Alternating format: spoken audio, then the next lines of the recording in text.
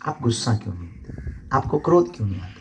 इसका मतलब ये नहीं क्रोध नहीं आता, क्रोध भी दो प्रकार का होता है, एक इंटरनल, एक बाहर वाला। कुछ लोगों का दिख जाता, कुछ लोगों का दिखता नहीं। लेकिन बहुत हद तक हमने प्रयत्न किया कि हमें अपनी मुस्कुराहट भागने नहीं देना। अब आप पूछोगे हाउ पॉसिबल, वो कैसे पॉसिबल हुआ?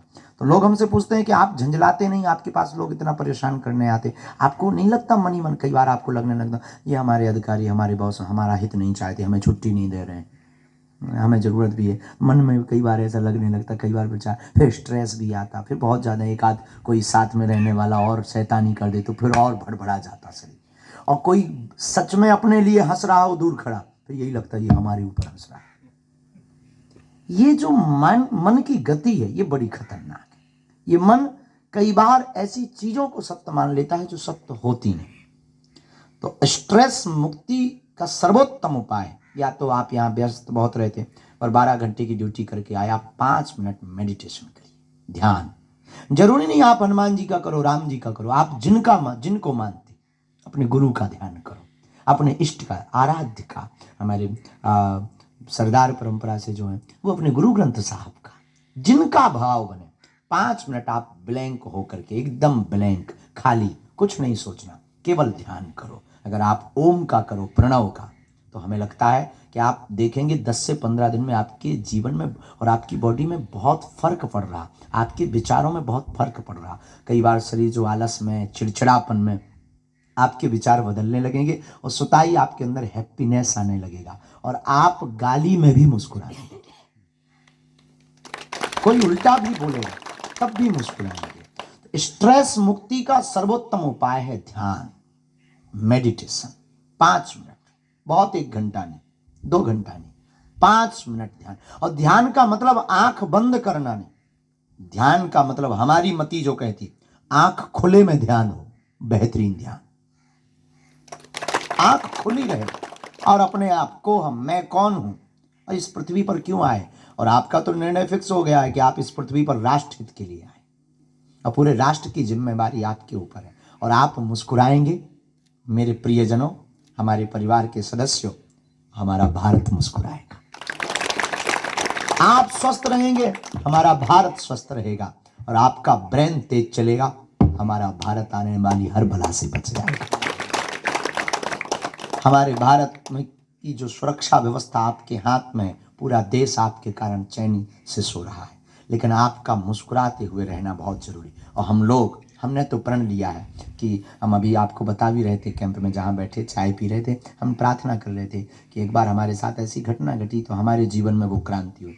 हम अचानक से ट्रेन से जाना था, कहीं अचानक से जाना था, एक महात्मा का आदेश लगा कि आप आओ, ये अभी आओ। हम किसी शहर में कथा कर रहे थे, वहाँ से हमने रेलगाड़ी पकड़ी, रेलगाड़ी पर बैठे तो कुछ कोटा ऐसे होते हैं जो तुरंत टिकट मिल जाते हैं, पर उस दिन किस्मत की बात कि हमको नहीं मिली। और यही कोई 1.5-2 साल पुरानी बात, और आज तक ऐसा हुआ नहीं, पर नहीं मिली टिकट तो नहीं मिली। पर एक ट्रेन आ रही थी जो दिल्ली जा रही थी, हम बैठ गए। लेकिन विचित्र बात हमने अपनी आंखों से देखी, अधिकारी भी हमारे साथ में, सुरक्षा के अधिकारी भी थे, सब बैठे। लेकिन जैसे ही डब्बा के लोगों को पता लगा कि बागेश्वर महाराज आए, आधा डब्बा खाली हो गया, सबने सीट दे दी। हमें खुशी हुई, अच्छा है, संतों का सम्मान किया, हमने धन्यवाद दिया, हमने सबको कहा आप लोग बैठो, हमको केवल एक सीट बैठने की चाहिए, किसी के भी साथ हम शेयर करें। लोग बोले नहीं नहीं नहीं, कुछ लोग नीचे बैठ गए, छोड़ दी, बैठे सब। लेकिन तब तक हम जब बाथरूम तरफ गए तो जो हमारे भीतर क्रांति घटी, वहां पर 2 राष्ट्र की सेवा करने वाले बीएसएफ के जवान बाथरूम के पास अखबार बिछाकर बैठे थे। तब हमारे मन को बहुत पीड़ा हुई कि यह देश कितना विचित्र है। एक कोई अभिनेता या कोई व्यक्ति उस बोगी में बैठ जाता है तो बोगी खाली हो जाती है, और सबसे बड़ा अभिनेता इस देश का हीरो कई महीनों बाद अपने घर पर परिवार से मिलने आता है, उसको एक सीट तक शेयर नहीं होती है। उस दिन हमने प्रण लिया था कि अब जो भी होगा हमारे जीवन में, हम कुछ ना कुछ अपने शब्दों से भारत के लोगों को मोटिवेट करेंगे। और हम आपसे प्रार्थना करना चाहेंगे, आप सबसे, कि आप मुस्कुराओ, मुस्कुराना ही जीवन।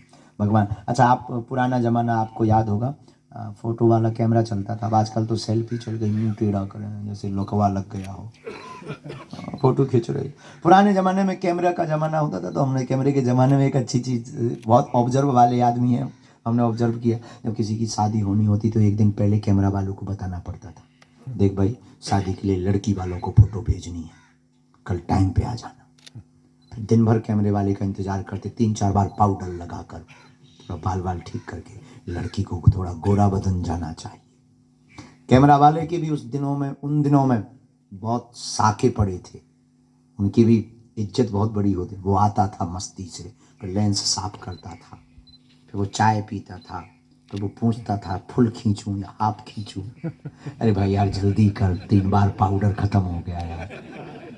तो उसके भी बहुत नखरे हुआ करते थे उस जमाने में कैमरा वाला, रील वाला कैमरा। फिर वो कहता था ठीक है खड़े हो जाइए, हम फिर तुरंत खड़े हो जाए। फिर वो कितना भी अनपढ़ गवार हो, वो अंग्रेजी का एक शब्द, प्लीज स्माइल।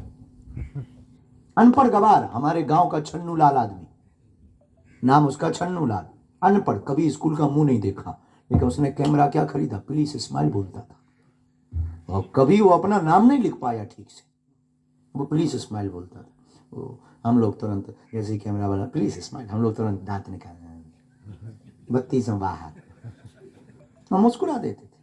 अब वो तुरंत फोटो खींच देता था। फिर 2-3 दिन इंतजार करते थे, क्योंकि वो धुल कर आती थी। जब 2-3 दिन बाद फोटो आती थी, अपनी फोटो देखकर हम लोग हंसते थे, हो तेरी क्या गजब फोटो आई। विचार करिए, 1 सेकंड मुस्कुराने से जब चित्र अच्छा आ सकता है, जीवन भर मुस्कुराते रहिए, पूरी जिंदगी अच्छी आ सकती है।